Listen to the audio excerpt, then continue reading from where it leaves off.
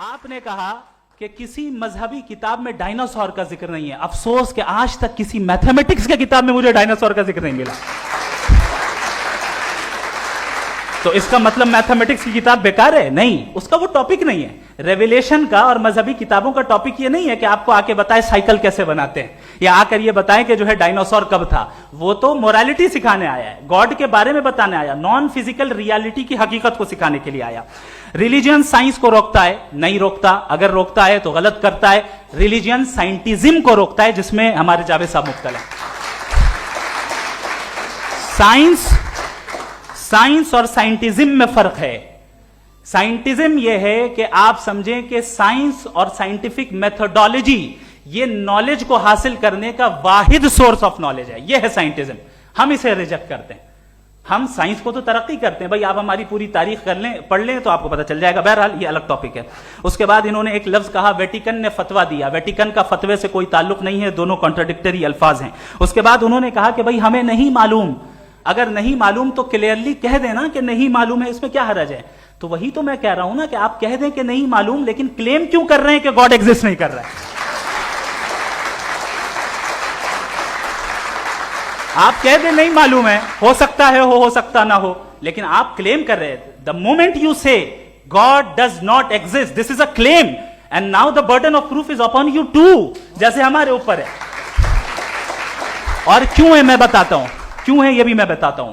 فلسافیکلی جو کلیم ہوتا ہے نا, صرف یہ نہیں ہوتا کہ انسان کہے پازیٹیو کلیم کرے اور نیگیٹو کلیم کرے تو برڈن آف پروف نہیں ہے. آپ مثال کے طور پہ میں کہوں کہ فلاں اس کمرے میں کوئی نہیں ہے, میں نے ایک نالج کا کلیم کیا ہے. اس کمرے میں کوئی نہیں ہے, میں نے ایک نالج کا کلیم کیا. یا تو میں کہوں مجھے نہیں پتا, ہو بھی سکتا ہے نہیں بھی ہو سکتا ہے, دس از ناٹ اے کلیم.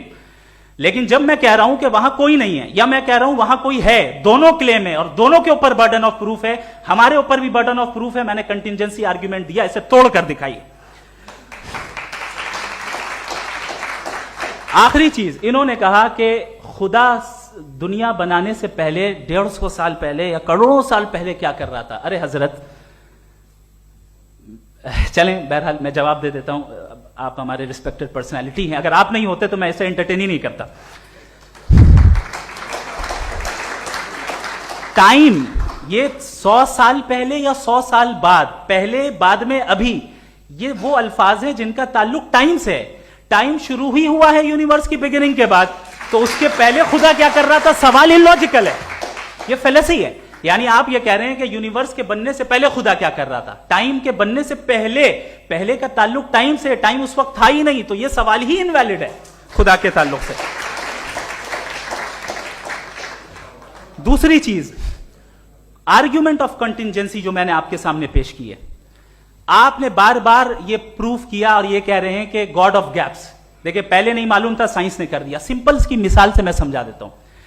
جس گیپس کی آپ بات کر رہے ہیں نا, سائنس ان گیپس کو جن چیز کے ذریعے بھی پروو کرے گا وہ کنٹینجنٹی ہوگا, اب چاہے وہ فورس ہو, میٹر ہو یا انرجی ہو. لہذا سوال ہمارا اس وقت بھی ویلڈ ہوگا جب تک کہ آپ نیسیسری بینگ پہ نہ آ جائیں, اور انفینٹ ریگریس پاسبل نہیں ہے of causes in practical world.